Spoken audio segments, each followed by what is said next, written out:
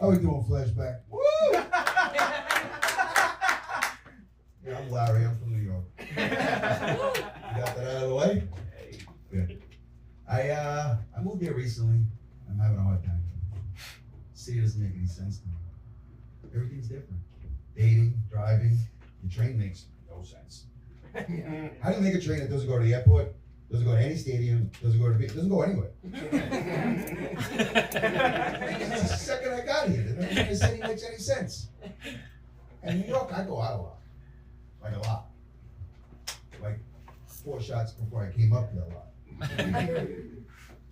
What's up with this 2 a.m. shutdown? No alcohol. Someone want to help me with this? How many East Coast people at all in the room? Woo! Yeah. Let me see a hand. Yeah. All right, wonderful person in the back. Put your hand up. Where you from? New York. There you go. Where in New York? Westchester. Woo! That's privilege, New York. God bless you. Beautiful neighborhood, but you're not on the A train every morning. It's weird because I come here and I'm trying to figure out the 2 a.m. thing. And you go, first time I'm not going out. Actually, there's somebody outside. I went out with the first time I was here. We get to the place 11:30, 12 o'clock. We get our first drink 12:30, 1:30, last call. What? Why are you guys closing so early? Oh, I'm trying to cut down on crime. Cut down on fights in the street. When I started realizing, actually, you know what? Not for nothing. I haven't seen a fight since I moved here.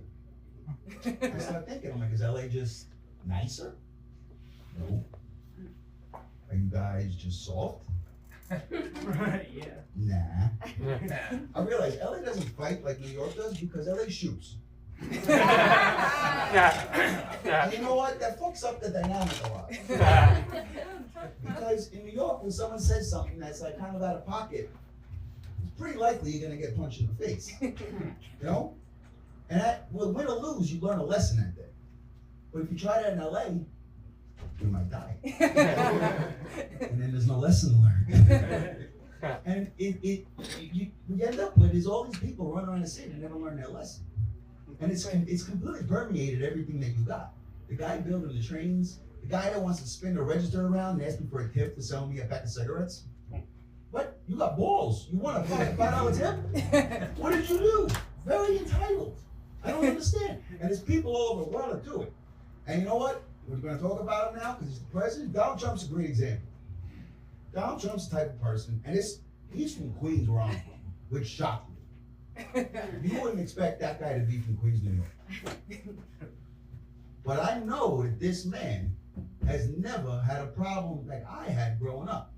Because they keep saying that there's no fights in LA. And when New York, you fight. Because when you say some stupid shit, like Donald Trump says, when he walks up to anybody or says on television, what did he say to the guy in North Korea? Told him he looked like a lesbian with a bad haircut. I know if you walk down Queens Boulevard and say that to a Korean kid, he's gonna punch you in the face. And that's a good thing. Because you know what happens when you get punched in the face after saying stupid shit? You know what comes next. There's a little part of your brain that stores that memory. So the next time you're gonna say some stupid shit, it lights up and goes, yo, shut the fuck up, please. We know what happens next. You don't learn? And that's what we call learning your lesson. And I know Donald Trump's never learned this lesson. And I know he's never had any friends either. Because if he had any friends in his life, he would have never named his son Barron. I had a lot of friends at home. And if I told my friends, you don't have a kid, really, we're gonna name him Barron. My friends would never let me do that. They didn't see me. That kid looks like a walking peanut allergy. He didn't have that walking around. And some of them are famous. People love some of these people. I know they never got punched in the face. We're old enough here. We don't have too many young kids in here. Drake needs to get punched in the face tonight. There we go. Give me some. This guy's completely. White people always fuck that up.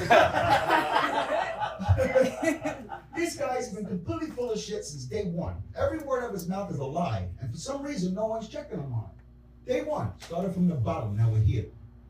Really? Your dad's a doctor. You've been on TV since you're 12. You're from Canada. Anybody here have a bottom that was lower than that? I'm pretty sure all of us. And he calls himself the GOAT in every song. I'm the GOAT. I'm the GOAT. Let me tell you a secret. I heard a quote, I don't know who said it was less smarter than me. He said, a lion does not need to tell you that they are a lion. You feel it. I hate to tell you, Aubrey, you're not a fucking lion. You're a goat. So you gotta stop talking. You gotta stop acting like something you're not.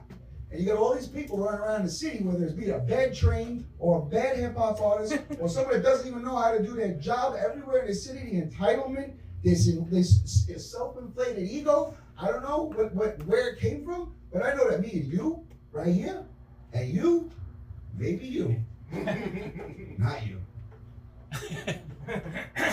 You too. Going out, we're gonna start punching some people in the face and fix this fucking city. All right, I'm Larry. Yeah.